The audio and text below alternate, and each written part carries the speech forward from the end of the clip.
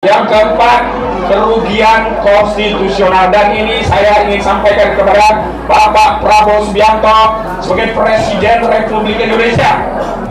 Oligarki ini telah membentuk entitas negara di dalam negara. Kawasan eksklusif yang tidak semua orang bisa mengakses kecuali atas izin pengelola. Saya mau masuk ke desa Tanjung Pasir saja, nggak ada akses kalau lewat ping. Hanya ada satu, itu pun tempat masuk hilir mudik, ya, material dan bahan. Nanti kalau udah selesai ditutup total. Artinya rakyat kalau mau ke arah Jakarta itu harus menyimpang. Ada yang ke Kosambi, ada yang jalan Prancis, macam-macam kesulitan sejak ada oligarki. Saya ingatkan bahwa Presiden Republik Indonesia adalah Bapak Prabowo Subianto, bukan Sugiharto Kusumo. Jadi tadi saya ingin menyambung, jika ada tuntutan siapa harus dituntut, harus diproses hukum dalam kasus ini, tentu saja entitas oligarki properti, yakni PANI.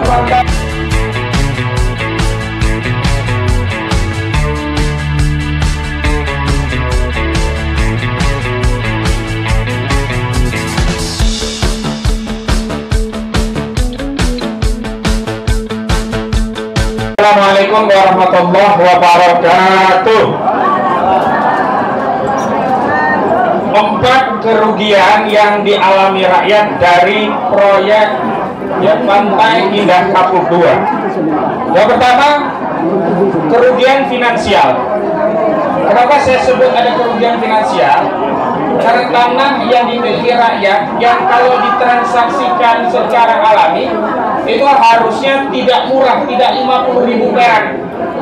Tetapi karena proyek oligarki properti ini meminjam kewenangan negara dengan status PSN, maka proses pembebasan lahannya tidak tunduk pada transaksi jual beli biasa, tetapi tunduk pada pengadaan lahan untuk kepentingan umum yang bisa menggusur secara paksa dan mengganti rugi semaunya, dan ini tentu saja merugikan secara keuangan bagi rakyat yang terdampak. Tapi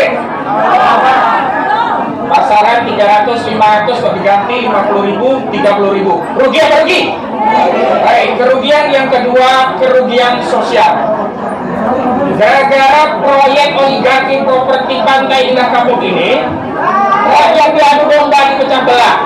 Modusnya mereka yang punya kepentingan tidak bertarung langsung, tapi menggunakan elemen masyarakat lainnya. Bung Said itu dilaporkan polisi, itu bukan oleh oligarki pengembangnya, pakai elemen masyarakat, diadu domba kita. Saya punya klien juga, tanahnya digul, terkenal itu di Tanjung Pasir, dikriminalisasi, anaknya digul ahli waris oleh keluarga yang diadu domba, usut punya usut. Ujungnya tanah ini siapa yang menampung? Oligarki. Jadi kita diadu domba masyarakat sosial ini oleh proyek ini. Rugi apa rugi? Kerugian ketiga, kerugian ini kerugian yang tidak bisa dihitung dengan natural uang. Apa itu? Kerugian spiritual. Apa kerugian spiritual? Hilangnya syiar dakwah Islam, syiar masjid, syiar musola, syiar ibu-ibu taklim, syiar al-barjanji, syiar ya kajian-kajian keislaman termasuk sholat berjamaah, syiar maulid Nabi, ini akan hilang di kawasan itu karena kawasan itu akan ditutup. Rugi apa rugi? Bisa diganti nggak dengan natural uang? Ini kerugian spiritual yang luar biasa, karena oligarki ini proyeknya membungkam syiar dakwah Islam di lokasi. Tapi kemarin ini bosnya oligarki, Aguan atau Sugiharto Kusumo, mau rencana bangun 1 masjid. Cuman 1 masjid, itu pun siapa yang akan jadi jamaah? Jangan-jangan masjidnya nanti cuma jadi tempat plesir. Apa? Tempat plesir. Kenapa? Karena siapa yang bisa beli rumah mewah di kawasan ping? Apa ibu-ibu kita?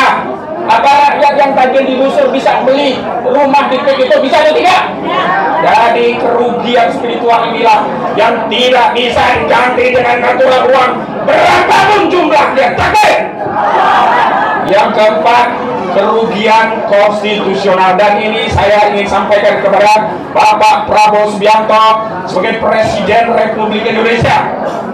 oligarki PIK ini telah membentuk entitas negara di dalam negara. Kawasan eksklusif yang tidak semua orang bisa mengakses kecuali atas izin pengelola. Saya mau masuk ke desa Tanjung Pasir saja, gak ada akses kalau lewat PIK. Hanya ada satu, itu pun tempat masuk hilir mudik, ya, material dan bahan. Nanti kalau udah selesai ditutup total. Artinya rakyat kalau mau ke arah Jakarta itu harus menyimpang. Ada yang ke Kosambi, ada yang jalan Prancis, macam-macam kesulitan sejak ada oligarki. Saya ingatkan bahwa Presiden Republik Indonesia adalah Bapak Prabowo Subianto, bukan Sugiharto Kusumo.